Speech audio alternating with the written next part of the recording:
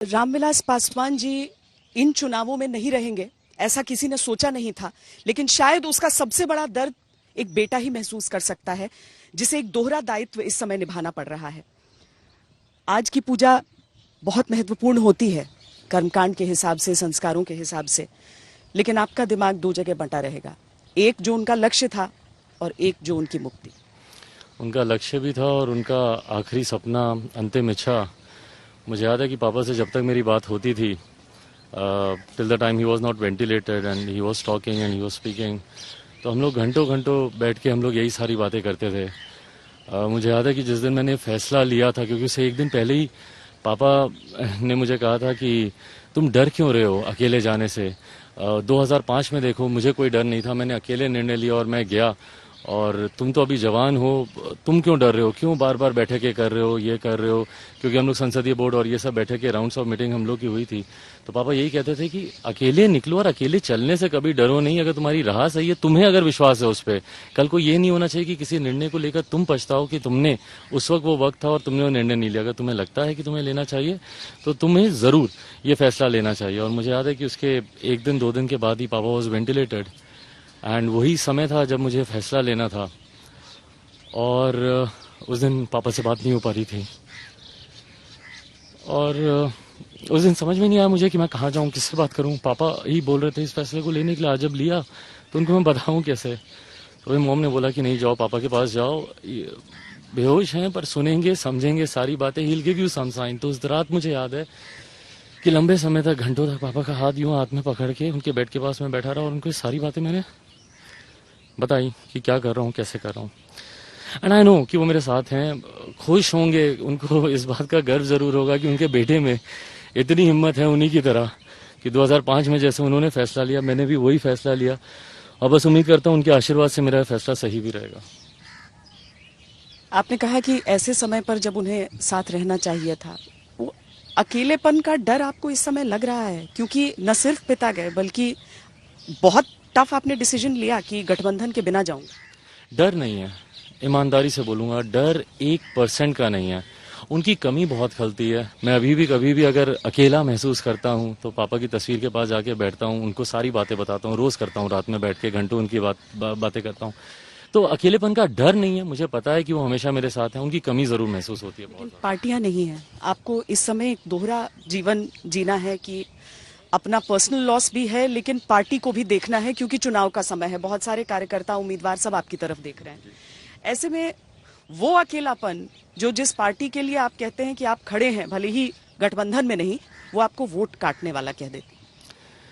दुख है मुझे इस बात का, नाराजगी नहीं है। और नाराजगी इसलिए नहीं है श्वेता जी, क्योंकि मुझे पता है कि आवाज भले उन नेताओं की है, पर वो शब्दावली कहाँ से आ रही है, वो सोच कहाँ से आ रही है। माननीय मुख्यमंत्री जी और जो भी उनकी कार्यशैली को जानता है, वो इस बात को अच्छी तरीके से जानता है कि मुख्यमंत्री खुद कभी कुछ नहीं कहते, वो दूसरों से बुलवाते हैं।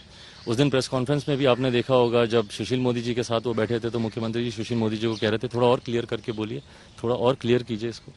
तो वो दूसरों से वो कहलवाते हैं। ये मुख्यमंत्री जी की कार्यशैली रही है। तो जितने भी नेता इन तमाम बातों को कह रहे हैं, मेरी उनके प्रति कोई नाराजगी नहीं है, दुख है। अभी 10 दिन भी नहीं हुए जब पापा को ये सब श्रद्धांजलि दे रहे थे, इतनी अच्छी अच्छी बातें कह रहे थे, इतने भावनात्मक ट्वीट्स कर रहे थे, सब कर रहे थे, और आज 10 दिन भी नहीं बीते और ये उन्हीं की बनाई हुई पार्टी को वोट कटवा कह रहे हैं, इस तरीके की शब्दावली का इस्तेमाल कर रहे हैं। 10 दिन पहले तक यही लोग मेरे कंधे पर हाथ रखकर मुझे आशीर्वाद दे रहे थे, मुझे आगे बढ़ने के लिए दिलासा दे रहे थे, हौसला दे रहे थे। और आज मुझे बस दुख इस बात का है कि पापा जहाँ पे भी होंगे, उनको ये सुन के नहीं अच्छा लगेगा। देखिए, हर कोई अपनी पार्टी से जुड़ा होता है, और पापा ने मुझे सिखाया, और मैं मानता हूँ मेरी पार्टी मेरी माँ है। और आप अगर उनके लिए अगर आप इस तरीके के शब्दों का प्रयोग करें, आप बोलिए ना, आप मेरी नीतियों से शायद सहमत नहीं हो सकते, मुझ पे नीति को लेकर जितनी मेरी आलोचना करनी है कीजिए। बोलिए कि मेरा बिहारी फर्स्ट विजन डॉक्यूमेंट सही नहीं है, बोलिए कि मेरी कार्यशैली सही नहीं है, बोलिए कि मेरा शिष्टाचार सही नहीं है, पर इस तरीके से सीधा आरोप लगाना, अगर इतने ही वोट कटवा थी हमारी पार्टी, तो क्यों आपने 2014 से लेकर अभी तक हम लोग को साथ रखा? क्यों 2015 में हर मंच पर आपने हम लोग को घुमाया? क्यों 2019 में पापा, प्रधानमंत्री जी, नीतीश कुमार जी, क्यों हर मंच एक साथ इन्होंने साझा किया, सारी जगह इन्होंने इकट्ठे भाषण दिए?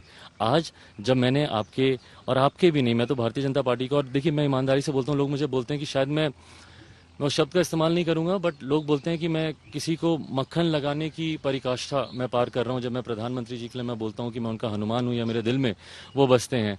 पर मैं और क्या करूंगा श्वेता जी, जब कोई नहीं था मेरे पास, प्रधानमंत्री उस वक्त मेरे साथ खड़े हुए थे। जब मैं अकेला हॉस्पिटल में आईसीयू के कमरे के बाहर खड़े होकर जब मैं रोता था तो उस वक्त से प्रधानमंत्री जी का मुझे फोन आता था। कोई दिन ऐसा नहीं है जब दिन में 2 बार प्रधानमंत्री जी ने मुझे फोन नहीं किया। पिताजी की अंतिम यात्रा में जिस तरीके से उन्होंने पिताजी को सम्मान दिया, जयप्रकाश जी के बाद कहा जाता है कि पापा ही एक ऐसे हैं जिनको इस तरीके से मिलिट्री ऑनर मिला, तो जो सम्मान प्रधानमंत्री जी ने दिया, मैं कैसे आज मैं उनके खिलाफ बोलने लग जाऊं, और मैं क्यों बोलूं उनके खिलाफ। प्रकाश जावड़ेकर बिना मोदी जी के जानकारी में ऐसी बात कह सकते थे? देखिए, मैं इस पर कोई टिप्पणी नहीं करूंगा, और मैं ईमानदारी से बोलता हूं, और आपके चैनल के माध्यम से आज मैं तमाम इन नेताओं को मैं स्वतंत्र भी करता हूं कि जितना बोलना है आप अपना गठबंधन धर्म निभाइए, और मेरी वजह से किसी धर्म संकट में कोई ना पड़े, क्योंकि मुझे पता है कि ये राह मैंने खुद चुनी है। कठिन डगर है, पर ये मैंने खुद ही चुनी है, और इसके लिए मैं किसी को मैं दोषी भी नहीं ठहरा सकता। मैं ये उम्मीद भी नहीं रख सकता, ये उम्मीद रखना भी मेरे लिए गलत होगा कि भैया जिनसे अलग होकर मैंने राह चुनी है, उनके खिलाफ नहीं हूं मैं, बट उनसे अलग होकर मैंने राह चुनी है, और वो जिनके साथ है मैं उनके खिलाफ हूं। तो इसलिए मैं किसी को भी मैं ये दोष नहीं दूंगा। जिनको जितना बोलना है, बल्कि आने वाले दिनों में प्रधानमंत्री जी की भी सभाएं हैं, और मैं आपके माध्यम से मैं ये भी स्पष्ट करता हूं कि वो भी किसी तरीके के धर्म संकट में नहीं पड़े, अपना पूरी तरीके से गठबंधन धर्म निभाएं, और उनको जो उचित लगता है और उनके उचित लगने में और मुख्यमंत्री जी को संतुष्ट करने में अगर आदरणीय प्रधानमंत्री जी को मेरे खिलाफ उनको भी अगर शब्दों का इस्तेमाल करने की जरूरत पड़े, जरूर करें, और तमाम भारतीय जनता पार्टी के नेता करें। बस शब्दावली थोड़ी सी ठीक रखें। पापा नहीं है तो वोट कटवा जरूर चुभता है। मुझे मालूम है कि आज संस्कारों के हिसाब से आपके लिए बहुत अहम दिन है, इसीलिए मैं आगे का हिस्सा यानी इंटरव्यू में आगे जो मैं आपसे आगे के संकल्पों और आगे का रास्ता जब आप अब सड़कों पर निकलेंगे चंद रोज में, उसका हिस्सा पूछूंगी। लेकिन उससे पहले मैं एक आखिरी सवाल आपसे ये पूछना चाहती हूँ कि आपका जो फैसला है वो एक प्रीमाइस पे बेस्ड है कि कल के दिन में बीजेपी को ज्यादा सीटें आएंगी, जेडीयू को कम आएंगी, और आपको लगता है एलजेपी एक किंग मेकर की स्थिति में रहेगी, जो बिहार की राजनीति में ये शब्द ही किंग मेकर बहुत बड़ा होता है। अगर ऐसा नहीं हुआ तो? पापा बोलते थे कि शेर का बच्चा होगा तो जंगल चीर के निकलेगा, गीदड़ होगा तो मारा जाएगा। मैं भी अपने आप को परखने ही निकला हूँ। शेर का बच्चा होगा तो जंगल चीर के निकलूंगा, नहीं होगा तो वहीं मारा जाऊंगा। और मुझे इस बात का डर नहीं है। इतना बड़ा फैसला लिया, मुझे 1% का डर नहीं है, क्योंकि मेरा विश्वास है। श्वेता जी, आप भी पूरा बिहार घूमिए, आप हैं यहाँ की, दशकों से आपने देखा है कि क्यों बिहार की स्थिति वैसी की वैसी ही है। क्या बदला है बिहार में? मैंने आज तक कभी नहीं सुना कि कोई दिल्ली का लड़का बिहार आता हो शिक्षा के लिए, कोई मुंबई का लड़का बिहार आता हो रोजगार के लिए। सिर्फ हम बिहारियों को ही दूसरे प्रदेश जाना पड़ता है, शिक्षा के लिए हो, रोजगार के लिए हो। और आज मुख्यमंत्री कहते हैं कि भैया लालू जी ने क्यों नहीं अस्पताल बनाए। 15 साल हो गए मुख्यमंत्री जी, 15 साल में अब तो जवाबदेही आप ही की बनेगी ना।